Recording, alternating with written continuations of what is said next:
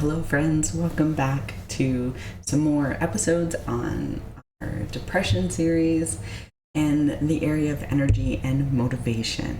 And what these videos will hopefully accomplish in the end for you is to help you decrease any behaviors that we don't want in the end, ones that are keeping us from being who we really want to be, or are helping us get the reactions that we don't want out of life, and increase the healthy behaviors so that we can get the reactions that we want, so that we can become who we want to be, kind of that person in our mind's eye, right? The best version of ourselves.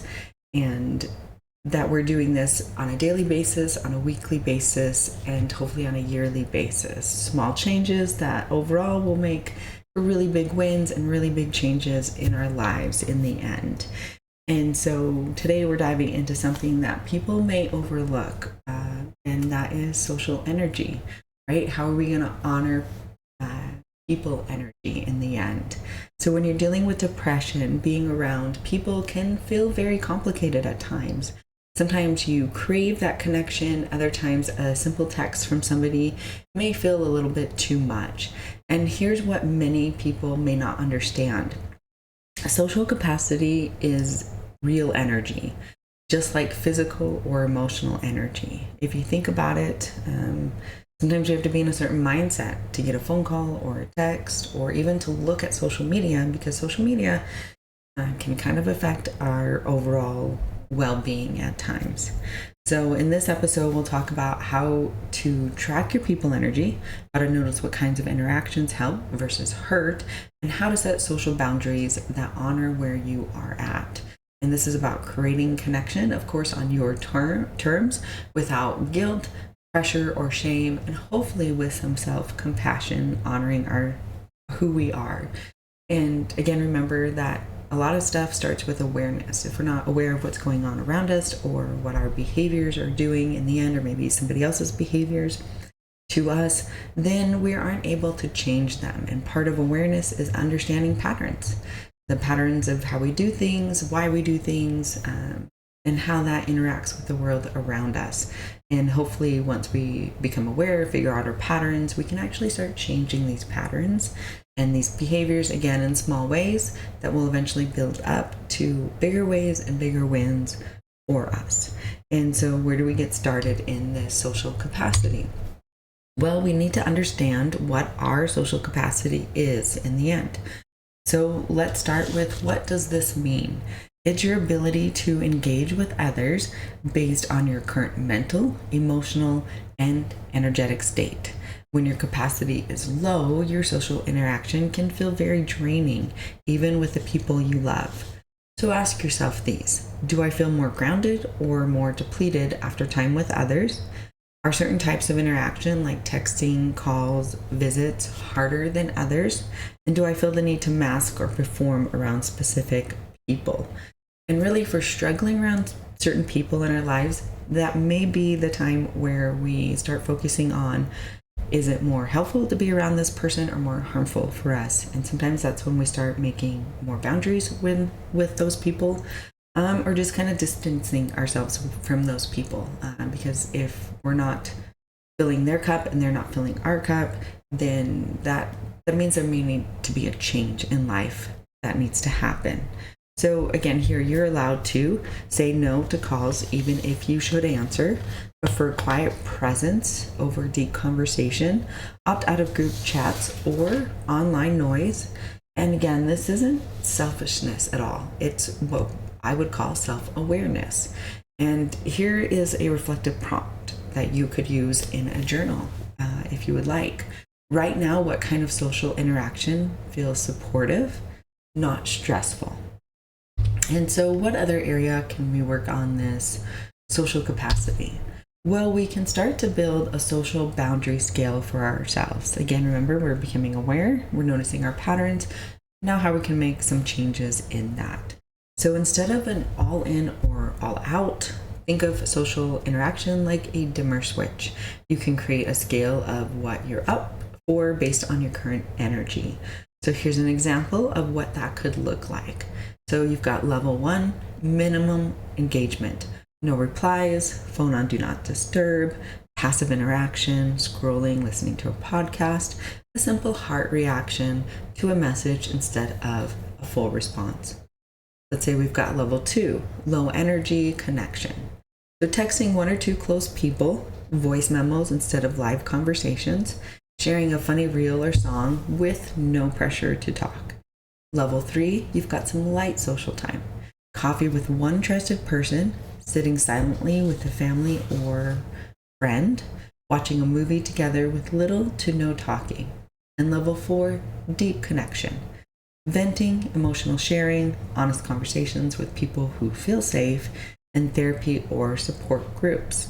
Now remember, this is just one example. Yours can have lots more levels, maybe less levels, and the levels can look completely different on here.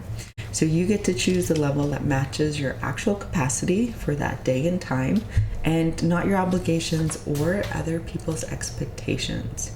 So communicate your boundary in advance if possible. So you could say things like, I'd love to see you, but I only have energy for a short hangout. Or I might not text you back quickly, but I do appreciate your check-ins. So what's another area where we can practice this social capacity? Well, we can find out what recharges us.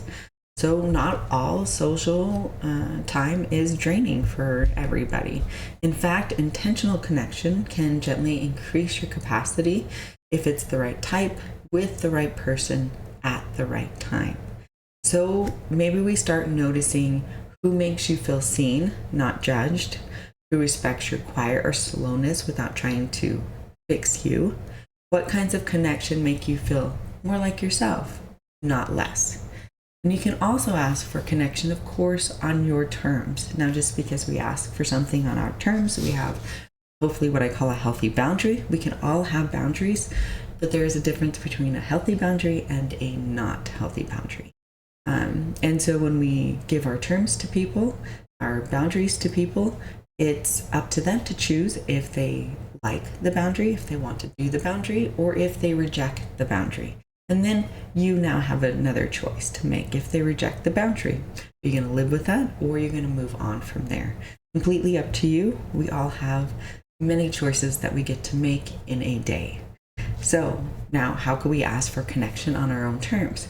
Well, you can just sit with me while I do dishes. Would you be okay just watching something together? And can we walk for 10 minutes and just leave it at there? This isn't about being antisocial. It's about creating safe, sustaining relationships that work with your depression, not against it. And we really do need to remember that in this time where we have instant connection at any time, at any place, with anybody, that good boundaries around social capacity is really, really important, because we can end up giving perhaps too much of ourselves to people that we don't want to, and then we have less for those that we want to, or less for ourselves and less for our goals in the end. So to recap, social energy is real energy. It deserves your attention and protection. Not all people and all types of contact feel the same. At the scale that works for you, you're allowed to adjust how you connect based on your capacity and ask for support without shame. So in our next episode, we'll explore how to rebuild motivation slowly and safely using encouragement that feels gentle and not forced.